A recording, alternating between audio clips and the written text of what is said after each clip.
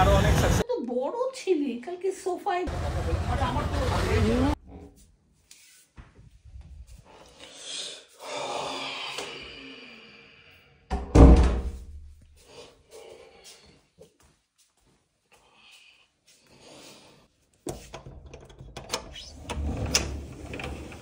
সুপ্রভাত সুপ্রভাত। আজকে হচ্ছে শুক্রবার মনটা এমনি একটু ফুরফুরে হয়ে যায়। সপ্তাহের শেষ দিন, আবার দুদিন ছুটি। তো আজকে আমাদের যে ভ্লগটা হবে সেটা বলা যেতে পারে একটু অন্য সাথে ভ্লগ। আজকের ভ্লগের যে মূল বিষয়বস্তু হচ্ছে সেটা নিয়ে আমি কয়েকদিন আগে আমার ইউটিউবের যে কমিউনিটি আছে ওখানে একটা পোস্ট করেছিলাম। সেটা হচ্ছে যে সাগর নামের একটি ছেলে আছে, যে আমাদের রাসবেরির যে রাস্তাটা আছে, এক্স্যাক্ট লোকেশনটা বলতে গেলে ট্রায়াঙ্গুলার পার্ক, যেখানে মহানির্বাণ মঠ আছে। ট্রায়াঙ্গুলার পার্কে মহানির্বাণ মঠের আগে ফোর্টিস যে হসপিটাল মতন আছে, ফোর্টিস হসপিটালের ব্যাং অপোজিট সাইডে হ্যান্ডলুম ট্রেডার্সের দোকান, সেটার ঠিক সামনেই সাগরের ভাতের হোটেল, ফুটপাতের ওপর। এবং আপনারা জানেন যে আমাদের আগেও এরকম ভ্লগ প্রচুর হয়েছে, যেখানে আমরা আপনাদের সামনে মাসিকে নিয়ে এসেছি, সঞ্জিত দাকে নিয়ে এসেছি। তো এবার হচ্ছে সাগরের পালা। সাগর সম্বন্ধে আমি প্রথম জানতে পারি, আমাদের বাংলা একটি ইউটিউব চ্যানেল আছে প্রিয়াঙ্কা সামন্ত, দ্য সার্টিফাইড বং। প্রিয়াঙ্কা ওখানে গিয়ে একটা ভ্লগ করে, এবং ভ্লগ করার পরে আমাদের বাংলার অভিনেত্রী স্বস্তিকা মুখার্জি সেই ভ্লগটার একটি পোস্ট সেটাকে ফেসবুকেতে শেয়ার করেন। সেখান থেকেই ফার্স্টবার দেখতে পাই, এবং দেখে আমার ওইখানে সাগরের লাইফ সম্বন্ধে লেখা ছিল, যেটা অবভিয়াসলি আমিও শেয়ার করেছি। সেটা দেখে আমার খুবই হৃদয় বিদারক লাগে। এবং তারপর আমি একদিন আগে যাই, আমি 2-3 দিন আগে ওখানে গেছিলাম, গিয়ে সাগরের সঙ্গে সকালবেলা দেখা হলো, এবং আমি সাগরের সঙ্গে একটা ডেট ফিক্স করলাম, যে এই ডেটে আমরা সাগরের ওখানেতে যাব, খাবো, আপনাদেরকে দেখাবো এবং আপনাদেরকে লোকেশনটা জানাবো, যাতে আপনারাও ওখানেতে যান। তো সেটা নিয়ে আজকে আমাদের ব্লগটা সকাল থেকে শুরু করলাম। ভিডিওটা দেখতে থাকুন, এবং আই গেস আজকে ভিডিওটা ভালো লাগবে।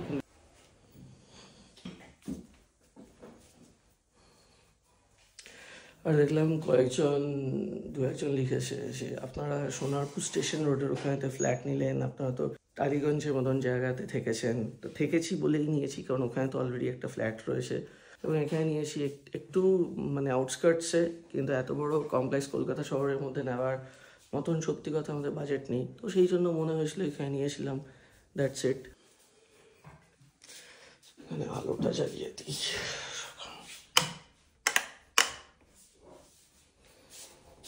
কাজুরিয়ার ব্লু ঘুমোচ্ছে।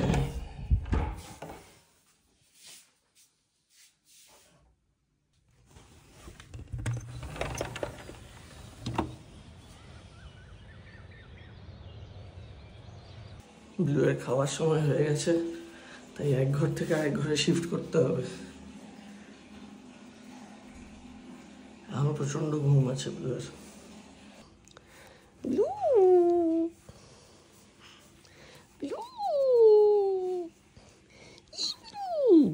ব্লু, হ্যাঁ ব্লু,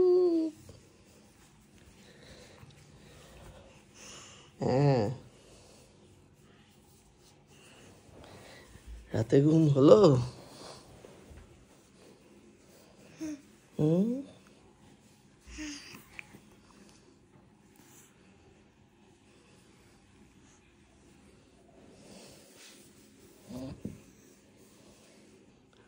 বুবলা, বুবলা ব্লু,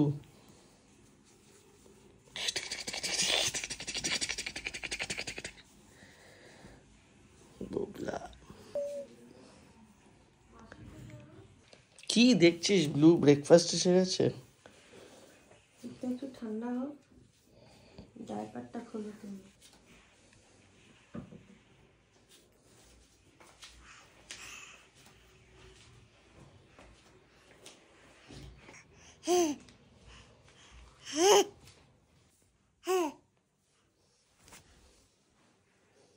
সাপ দেখা যাচ্ছে, এ বাবা, আমি নিচেই দেখতে পাইনি আগে।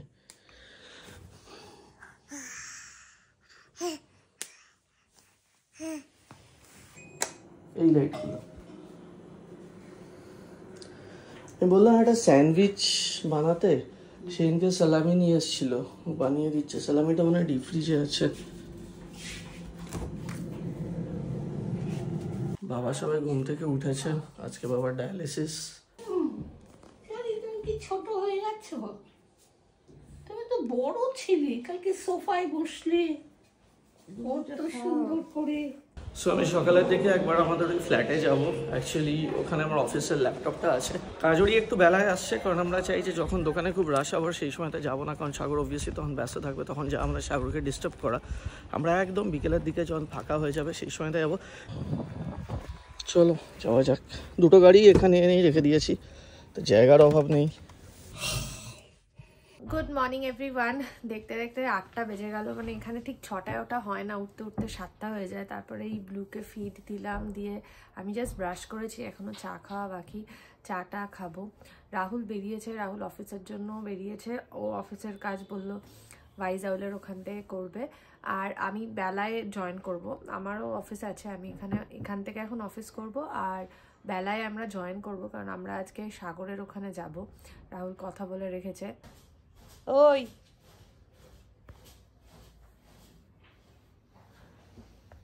এটা আবার কি হাসছ তুমি? এখন শোবে গ্লু ঠাম্মা দাদুর ঘরে আছে। কি করছে এটা? বউকে তুমি কি করো সোনা? কোনো অশান্তি করে। দাদু বলছে এই ধারে নয়, ধারে নয়, ধারে নয়, ধারে নয়, ধারে নয়, ধারে নয়, ধারে নয়। গুচ্ছু সবসময় হাসছি, গুচ্ছু সবসময় হাসি, সবসময় হাসি। ধারে যায় না। ও বাবা, এটা হচ্ছে ঠাম্মিকে বলছে, ঠাম্মি তুমি হাঁটো, ঠাম্মি তুমি হাঁটো। আরে ঠাম্মি এখন পারে এত হাঁটতে, তুই বুঝিস না? বকো। আমি ওকে উত্তর দেওয়া, কি করে উত্তর? হ্যাঁ সেদিনকে দিচ্ছিল, তারপর আর দিচ্ছি না। Good morning. দাদু করে একটু বসিয়ে দি। এইয়া গুড মর্নিং। এবার জিভ বার করে দিয়েছি। এবার জিভ বার করে দিয়েছি, এবার জিভ বার করে দিয়েছি। কথা হয়েছে দাদুর সাথে? কথা হয়েছে? ডাকছে তো বুলবুলি। বুলবুলি গুড মর্নিং, গুড মর্নিং। এই যে হেসে দিয়েছি। হেসে দিয়েছি। আর কি তুমি ব্রেকফাস্ট করেছো? না করব। আর তুমি করেছো ব্রেকফাস্ট? হাফ কোর্স মিল হয়েছে। কি করছি? মাথা এ ঠাকুমাকে দেখলে বেশি করে। পুকলি বাকলি কুড়ি। হ্যাঁ হ্যাঁ ভীষণ বেশি করে। এ দেখেছ?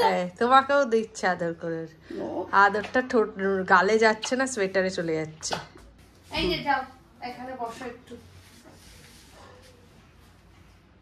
ঠাম্মার সাথে এরকম করো কেন? হ্যাঁ দাদুর সাথে এরকম করলে হবে না, দাদু পারবে না। এবার ব্যাপারটা হচ্ছে যে সকালে ব্রেকফাস্ট করব, ব্রেকফাস্ট করে যে দুপুরে লাঞ্চটা খেতে তখন আমি আর রাহুল যাব। আর এ তো মানে দাদু ঠাম্মার কাছে গেলেই আরো এক কাঠি ওপরে উঠে যায়, আরো মারাত্মক দুষ্টুমি শুরু করে দেয়। একটু ওখানে যাও তো আমি বিছানা করব। যাবে না?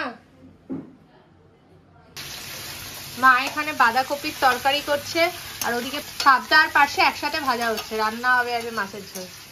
মা এখানে বাঁধাকপির তরকারি করছে। তুমি বেদানার রস খাবে? আমার কাছে খাবে, কিন্তু আমি তো চা খাবো। চাটা খেয়ে এসো, আমি রসটা বানাই, ওকে সোফায় বসিয়ে দেবো। আচ্ছা, এই যে তোমার সোফা তুমি আমাকে বসিয়ে দিয়েছে হয়ে গেছো বাবু, তুমি বড় হয়ে গেছো। Back to form. এই হলো বসো ঠিক করে। ঠিক করে মনা। ব্লুয়ের জন্য বেদানার রসটা করি আগে। এটা সেই রাহুল কিনেছিল ইনস্টা কাপ, এতেই এখন হচ্ছে বেদানার রস।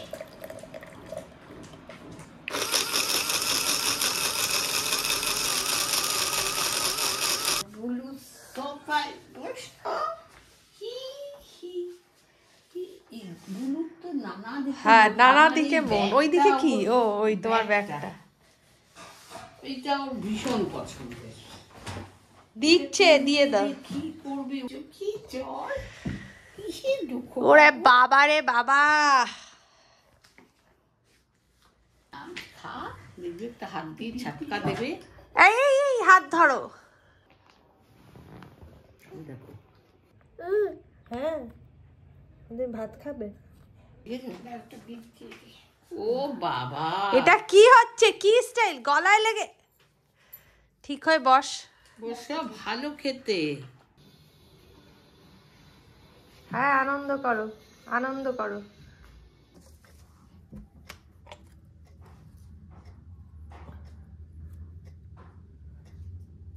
ব্লু অলরেডি ঘুমিয়ে পড়েছে, মাও শুয়ে পড়েছে, এখন দুপুরবেলা।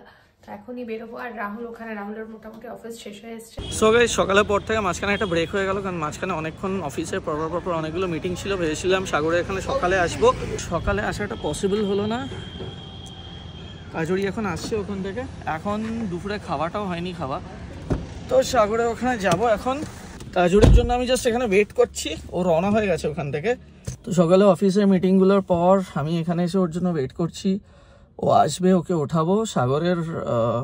সাগরের ভাতের হোটেলটা সামনে, এখান থেকে ওকে একটা ফোন করে দেখা যাক কোথায় আছে। এখন চরম খিদে পেয়েছে, এখন বাজে হচ্ছে 3:30 মতন। এসে গেছি।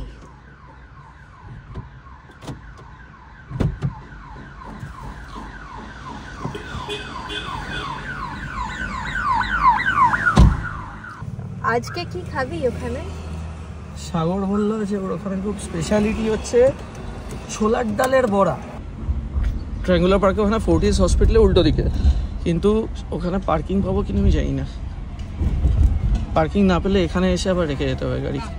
বলছি আমি যদি সামনে গিয়ে গাড়ি রাখতে না পারি, না এগুলো মাঝখানে রাখা যাবে না, তাহলে আমি না তোকে নামিয়ে দেবো, তারপরে আমি ঘুরে আসবো এদিক থেকে। তো বেসিক্যালি ফাইনালি সাগরে এখানে এসে গেছি। আর সাগর এখন অলমোস্ট একটা সেলিব্রিটি হয়ে গেছে, কারণ অনেক ব্লগার এসেছিলো। আমরা একটু বিকেলের দিকটা এসেছি, কারণ একটু ফাঁকা ফাঁকা হয়ে গেছে। আর মানে সাগর এত অল্প বয়সে এত সব কিছু সামলাচ্ছে, এবং কয়েকদিনের মধ্যে আমাদের সোশ্যাল মিডিয়ার দৌলতে সাগরও বিখ্যাত হয়ে যাবে। আর আমি চাই যে যতটা বিখ্যাত হোক তত ভালো, কিন্তু ডেইলি কাস্টমার যারা এতদিন সাগরে এখানে এসে খেয়ে গেছে, মানে উনারা যেন এখানে এসে শান্তিতে খেতে পারেন। কারণ আমি নিজেও ব্লগার, কিন্তু কয়েকদিন পরে আমি জানি আরও অনেকেই আসবে। আজকে শুক্রবার, সাগরে এখানে হান্ডি চিকেন হয়, কিন্তু হান্ডি চিকেন শেষ, খাওয়াটা মেন উদ্দেশ্য না। মেন উদ্দেশ্য হচ্ছে সাগরে এখানে আসবো এবং আপনাদের সঙ্গে সাগরের আলাপ করাবো, সেটাই মানে আসল ব্যাপার, যাতে আপনারাও এখানে আসতে পারেন। তো আমি একটু দোকানটা দেখাই। জায়গাটা অনেকটা এরকম, সব কিছুই প্রায় শেষ। আর তখন বিকেলের দিকে মোটামুটি ফাঁকা, আমাদেরও আসতে অনেকটাই দেরি হয়ে গেল। আমাদের অফিস শেষ করে আসতে বসা যাক এখানে। তো ফার্স্টে খেয়ে নেব, তারপর সাগরের গল্পটা বলবে, কারণ চরম খিদে পেয়েছে এখন। শুক্রবার যদি এখানে আসেন তো একটা স্পেশাল হান্ডি চিকেন হয়, বাট আমরা আনফর্চুনেটলি ওটা মিস করে গেছি। এক পিস আছে হান্ডি চিকেন, ঠিক আছে, তাতেই চলবে। আমার অলরেডি এসব জায়গা থেকে খেতে খুবই ভালো লাগে। মাসির হোটেলেও আগে আপনারা দেখেছেন, অনেকবারই এসেছি, খেয়েছি। আজকের পর আপনারাও আসবেন। আমি খুবই ইন্টারেস্টেড হান্ডি চিকেনটা খেতে, বাট হান্ডি চিকেনটা যা মনে হচ্ছে আর খুব অল্পই বাকি আছে, একটুই টেস্ট করা যাবে।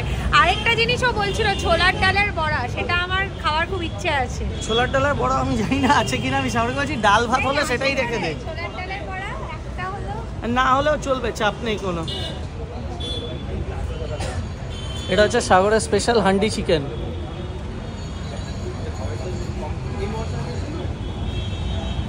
আগে খেয়ে নিয়ে লোকেশনটা এমনভাবে আপনাদেরকে বোঝাবো যাতে কোনো ভুল হবে না। আপনারা আসতে চাইলে ডেফিনেটলি এক্স্যাক্টলি এখানেই আসতে পারবেন। ফার্স্টে দিদিকে এখানে পাঁপড়, আলু শিম ভাজা আছে, আলু চোখা আছে, ফুলকপি আছে, বেগুন ভাজা আছে, আর হান্ডি চিকেন আছে।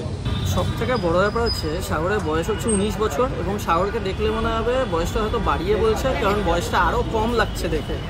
মানে গোফের রেখাও এখনও ঠিকঠাক ফোটেনি। সাগরের একটা বোন আছে যার মোস্ট প্রবাবলি ক্লাস 8। কতটা স্ট্রাগল কি বলবো। আমরা আমাদের নিজের জীবনে হাজার একটা সমস্যায় থাকি আর সহজেই খুব ভেঙে পড়ি, কিন্তু বাবা মাকে হারানোর পরে এই দোকানটা এইভাবে সামলাচ্ছে, জাস্ট হ্যাটস অফ। আপনারা সকলে আসুন। অনেক দিদিরা তো ভাইরাল হয়েছে, এবার সাগরের ভাইরাল হওয়ার পালা।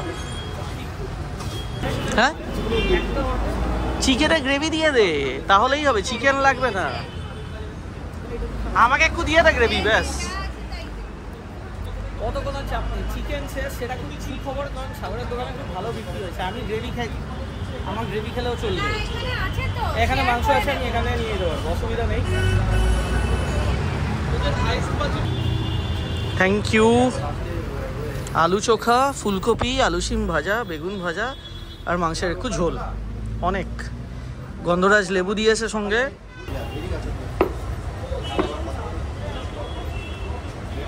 সঙ্গে পাঁপড় আছে। হ্যাঁ, পাপড় দিয়েছে। একটু ঠান্ডা হয়ে গেছে, সেটা সাগরের দোষ না, আমাদেরই দোষ। এখন স্বাভাবিক ঠান্ডা হয়ে যাবে। বিকেল 4:30 যদি কেউ খেতে এসে গরম খাবার এক্সপেক্ট করে, জিভ থেকে জল পড়ছে অলরেডি। আলু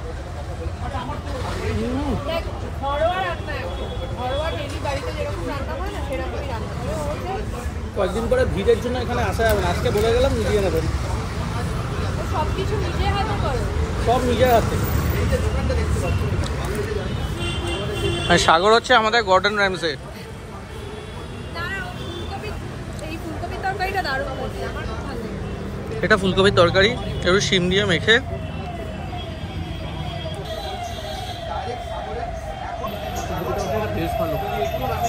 নিরামিষ রান্না এত ভালো করছে। নিরামিষ রান্না ভালো করা কিন্তু আর্ট। হান্ডি চিকেনটা খেয়ে দেখ কেমন।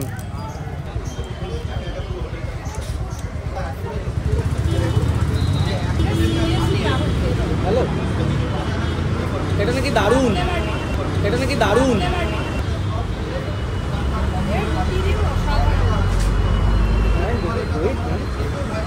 হান্ডি চিকেনের সাগর না, এটা কোনো স্পেশাল মশলা টশলা দেয়, আমি ঠিক বলতে পারবো না। অসাধারণ হয়েছে হান্ডি চিকেনটা। একটু ঝোলটা নিই।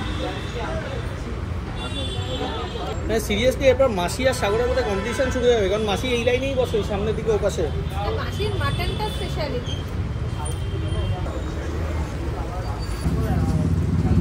সব শেষ।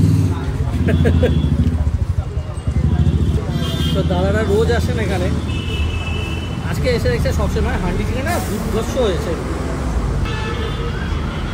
এই বয়সে এই স্কিল অ্যাটলিস্ট চিকেন রান্না করা, মানে এই বয়সে যদি এই স্কিল থাকে, পরবর্তীতে এটাও হতে পারে যে সাগর আমাদের নেক্সট বিকাশ খান না। খিদের পেটে যা খিদে পেয়েছিল না, ঝোলটা তারপর চিকেন, আলু আছে শুধু, সব শেষ। ওর একটাই মাংস ছিল, আমি নিয়ে নিয়েছি। না আমি একটু খেয়েছি তো, দুটো পেয়েছিলাম আমি, একটা ছোট একটা বড়।